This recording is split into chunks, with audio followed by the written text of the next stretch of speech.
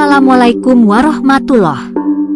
Kembali lagi bersama saya, Vena di channel Ruang Sunyi, yang akan menemani malam kesendirianmu. Sebelum masuk ke ceritanya, tarik selimutmu, matikan lampu kamarmu. Mari simak ceritanya. Jika kamu belum tahu cerita bagian sebelumnya, silahkan klik link di kolom deskripsi. Jika sudah, mari simak cerita selanjutnya. Malam terasa jauh lebih panjang dari biasanya. Jarum jam menunjukkan pukul 18.30. Di luar, hujan kembali turun deras, disertai petir yang menyambar berkali-kali. Tiba-tiba, plak, listrik padam. Bukan hanya di minimarket, satu kampung gelap gulita. Hanya cahaya sesekali dari kilatan petir yang memperlihatkan siluet rak-rak barang dan lorong minimarket yang kosong. Leni langsung tersentak dan mendekat ke Yono, wajahnya pucat. "Yo, gelap banget," bisiknya, ketakutan. Yono, yang juga mulai merasa tidak tenang, cepat menyalakan senter dari ponselnya. Cahaya kuning dari layar yang gemetar memantul di wajah mereka berdua. "Tenang, Len, kita di dalam, aman." Tapi kata-kata itu tak cukup meredakan suasana. Tiap kali petir menyambar, bayangan rak dan barang memanjang tak wajar di dinding. Bentuknya seperti tangan atau kepala yang muncul lalu menghilang. Angin dari luar meniup gorden tipis ruang karyawan, membuat bunyi serak-serak yang seperti bisikan dari lorong belakang. "Yo, jangan tinggalin gue ya, beneran gue takut banget." Leni memeluk lengan Yono lebih erat. Yono mencoba tetap tenang, walau dadanya ikut berdegup kencang. "Gue di sini kok, kita bareng-bareng sampai shift selesai." Hujan di luar seperti tak ingin berhenti. Air mengalir deras di pelataran depan. Petir menyambar lagi, dan sekelebat dari pantulan kaca di rak minuman, Yono melihat sosok wanita berambut panjang berdiri di ujung lorong. Ia membalikkan badan cepat, tidak ada siapa-siapa. Yono menelan ludah. "Len, kita siram air itu sekarang aja ya, jangan tunggu besok." Leni mengangguk cepat, tak perlu dibujuk dua kali.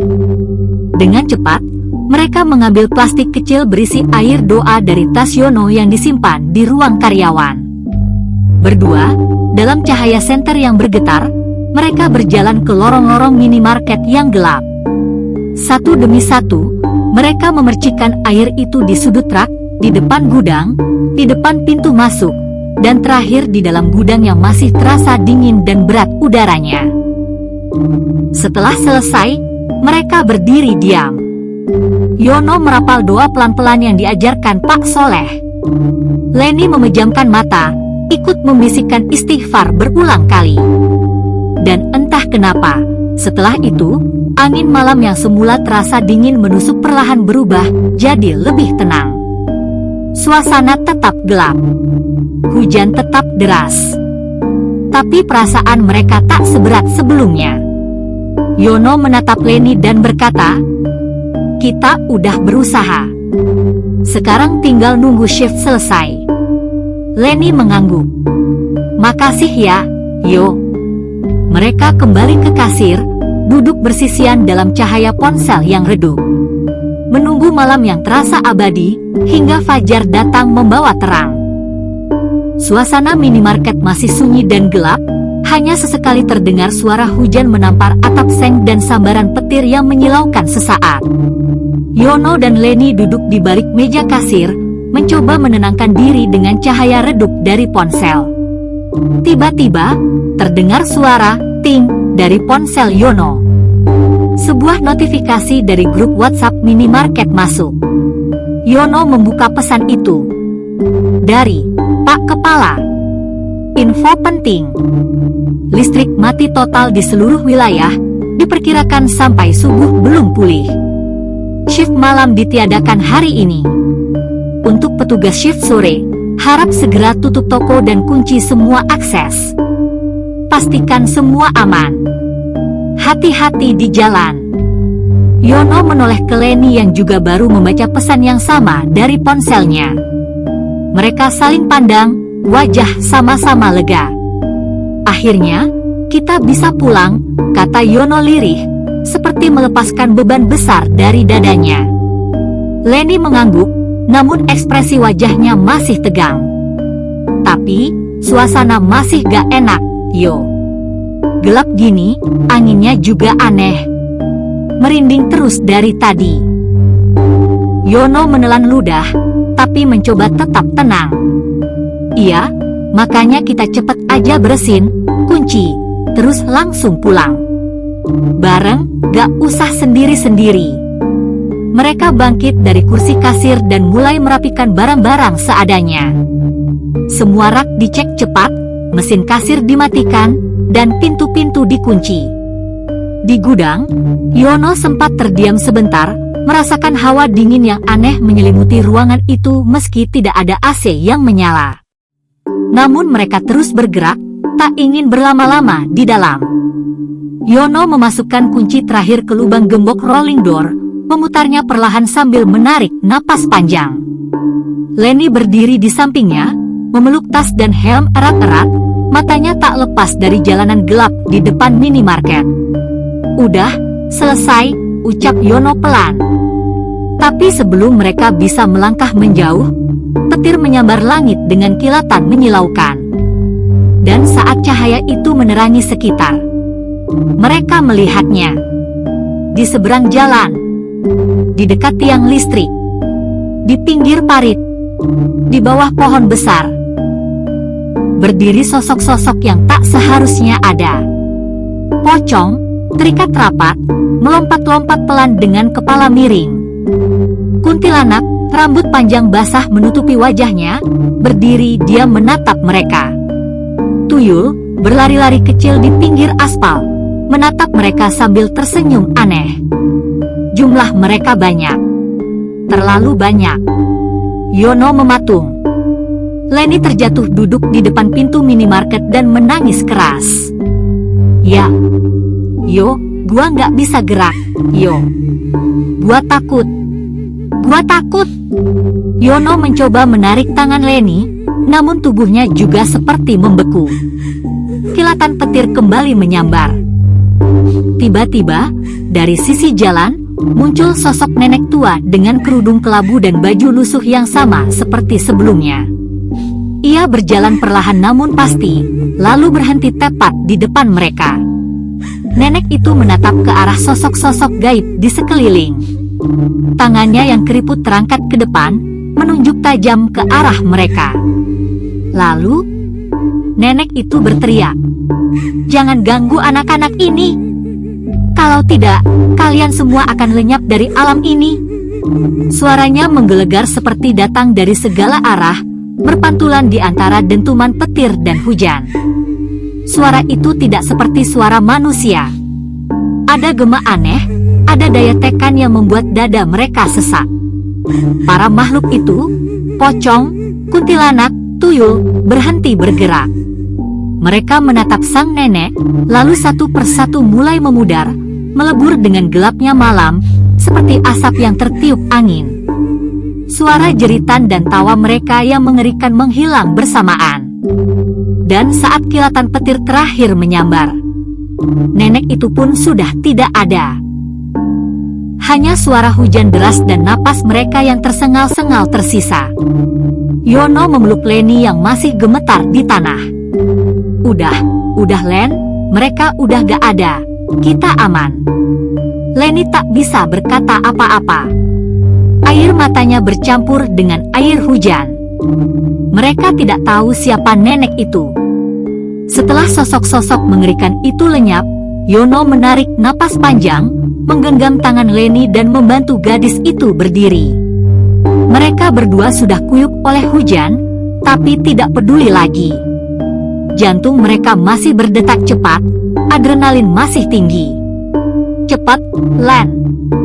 Kita harus pergi dari sini. Leni hanya mengangguk lemah, matanya masih berkaca-kaca. Mereka segera menuruni rolling door minimarket hingga tertutup penuh dan menguncinya sekali lagi dari luar. Yono menggenggam kunci dan memasukkannya ke tas selempangnya dengan tangan gemetar. Tanpa banyak bicara, mereka berlari menuju motor Yono yang terparkir di sisi toko, di bawah pohon yang masih meneteskan air hujan dari daunnya. Yono menyalakan motor, Leni langsung naik di belakang, memegang pinggang Yono erat-erat. "Pegangan yang kuat, Len," ucap Yono setengah berteriak karena suara hujannya menenggelamkan segalanya. Yono menarik gas, dan motor mereka melaju pelan di tengah jalan yang sudah seperti sungai kecil. Hujan deras menghantam wajah mereka, membuat pandangan semakin buram, namun mereka terus melaju. Jalanan gelap, tanpa lampu. Hanya sesekali petir menerangi jalan yang basah dan berlumpur. Leni menggigil di belakang. Tapi ia tak mau bicara. Yang penting sekarang, pulang. Aman. Mereka melewati jalan utama provinsi yang kini terasa seperti lorong sunyi tanpa ujung. Tidak ada kendaraan lain. Tidak ada suara selain mesin motor, hujan deras, dan gelegar petir. Akhirnya berhenti tepat di depan rumah Leni. Hujan masih mengguyur deras, gemuruh petir menggantung di langit. Leni turun dengan tubuh gemetar, wajah pucat, dan napas tersengal. Yono ikut turun, basah kuyup dari ujung kepala hingga sepatu. Pintu rumah terbuka cepat. Ibunya Leni berlari menyambut mereka. "Ya Allah, Leni! Kenapa basah begini? Masuk, masuk dulu, cepat!" Ayahnya menyusul dari ruang tengah dengan wajah cemas. Melihat kondisi anaknya yang lemas dan ketakutan, keluarga Leni langsung panik. Ibu Leni menuntun Leni ke kamar, mengganti bajunya dan mengeringkan rambutnya dengan handuk. Ayahnya menoleh ke Yono yang masih berdiri gemetar di depan pintu. "Mas Yono, ayo ganti baju dulu." "Itu, pakai baju saya aja dulu, nanti sakit." Yono mengangguk lemah. Baju dan celana ganti segera diberikan. Ia berganti pakaian di kamar tamu, lalu duduk di ruang depan. Tubuhnya mulai sedikit hangat, tapi pikirannya masih bergemuruh dengan bayangan makhluk-makhluk tadi. Tak lama berselang, ayah Leni menelpon seseorang dengan suara tegang. "Pak Soleh, saya minta tolong datang ke rumah." Sekitar 20 menit kemudian, Pak Soleh datang, mengenakan jas hujan panjang dan membawa tas kecil berisi kitab dan botol air. Wajahnya serius, tapi tetap tenang. Ia langsung duduk di ruang tengah, lalu diminta masuk ke kamar Leni yang kini tertidur kelelahan. Ia membuka kitab, menuangkan air ke dalam gelas, dan mulai membaca doa-doa pelan tapi khusyuk. Suara doa itu memenuhi seluruh rumah, menenangkan, namun juga membuat bulu kuduk berdiri. Ibunya Leni duduk di sudut kamar sambil menahan tangis. Ayahnya berdiri dengan tangan terlipat, matanya tajam mengawasi wajah anaknya. Yono duduk di ambang pintu, tak sanggup jauh dari mereka. Pak Soleh menyeka wajah Leni dengan air doa, lalu meminumkannya seteguk. Leni menggeliat pelan, wajahnya sedikit tenang. Setelah itu, Pak Soleh keluar kamar dan menemui Yono serta ayah Leni di ruang tamu. "Sudah agak tenang. Tapi kalian harus lebih waspada. Gangguan seperti ini tidak main-main, dan saya rasa itu berkaitan dengan tempat kalian bekerja." Ayah Leni mengangguk, lalu menoleh ke Yono. "Mas Yono, malam ini nginep sini aja. Hujan belum reda, dan saya nggak tenang kalau kamu pulang sendiri." Yono sempat menolak halus, tapi tubuhnya yang lelah dan pikirannya yang masih kacau membuatnya menyerah. "Iya, Pak, saya nginep aja malam ini."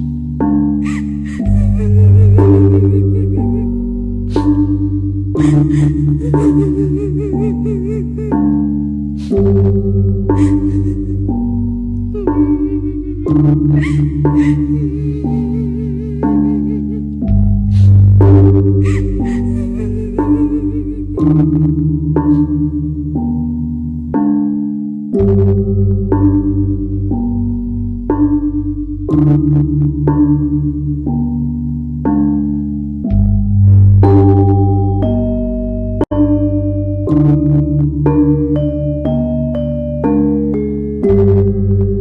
itu langit masih mendung, sisa hujan malam belum sepenuhnya reda. Udara dingin pegunungan menyelimuti sepanjang jalan. Yono datang ke minimarket lebih pagi dari biasanya, mengenakan jaket tebal dan wajah serius. Minimarket masih sepi, baru beberapa karyawan shift pagi yang datang. Di dalam ruang karyawan, Pak Kepala sedang mengecek laporan penjualan di komputer ketika pintu diketuk pelan. Mas Yono? Loh, bukannya kamu masuk shift siang? Yono sedikit menunduk dan masuk dengan raut wajah lelah. Selamat pagi, Pak. Iya, Pak. Maaf saya datang pagi-pagi. Saya mau izin bicara sebentar. Pak Kepala mengangguk. Oh ya, silakan duduk. Yono duduk di hadapan Pak Kepala, menarik napas panjang sebelum mulai menceritakan semua kejadian yang mereka alami. Dari gangguan aneh sejak malam pertama, sosok wanita misterius, anak kecil malam hari, pemuda bertato yang diduga korban kecelakaan, hingga kejadian mencekam semalam saat hujan, pemadaman listrik, dan kemunculan makhluk-makhluk menyeramkan. Pak Kepala awalnya mendengarkan dengan raut skeptis, tapi semakin lama wajahnya mulai berubah. Matanya menatap Yono serius. Ia menyandarkan tubuh ke kursi sambil berpikir dalam diam. Dan Leni sekarang sakit, Pak. Badannya demam tinggi. Saya tadi malam nganterin pulang dan nginep di rumahnya. Orang tuanya manggil Pak Soleh untuk bantu doa. Yono menunduk sebentar, lalu melanjutkan, saya juga mau minta izin, Pak. Kalau bisa, Leni istirahat dulu beberapa hari. Dan saya juga, kalau diizinkan. Pak Kepala mengangguk pelan. Iya, saya ngerti. Saya percaya kamu, Yono. Saya tahu kamu anak baik. Ia membuka laci dan mengambil sebuah amplop coklat kecil. Ini ada sedikit bantuan dari kantor. Tolong kasih ke Leni dari saya. Bilang semoga cepat pulih, dan jangan takut. Kalau perlu perpanjang izin, nanti kabari saja. Yono menerima amplop itu dengan kedua tangan, menatap Pak Kepala penuh rasa terima kasih. Terima kasih banyak, Pak. Kamu juga, istirahat 2 hari dulu. Kalian berdua butuh tenang. Dan nanti kalau sudah pulih, kita bisa ngobrol lagi, termasuk soal kejadian-kejadian di sini. Yono mengangguk. Meski masih terasa berat, ada sedikit kelegaan di dadanya. Setidaknya, hari ini ia tidak sendiri.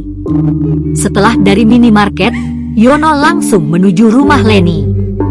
Langit masih mendung tipis, hawa dingin sisa hujan masih terasa menusuk. Setibanya di depan rumah, Yono mengetuk pintu perlahan. Ibunya Leni membukakan pintu dengan wajah ramah, meski masih tampak cemas. Oh, Yono, ayo, masuk. Leni di kamar, masih lemas, tapi sudah mendingan dari semalam.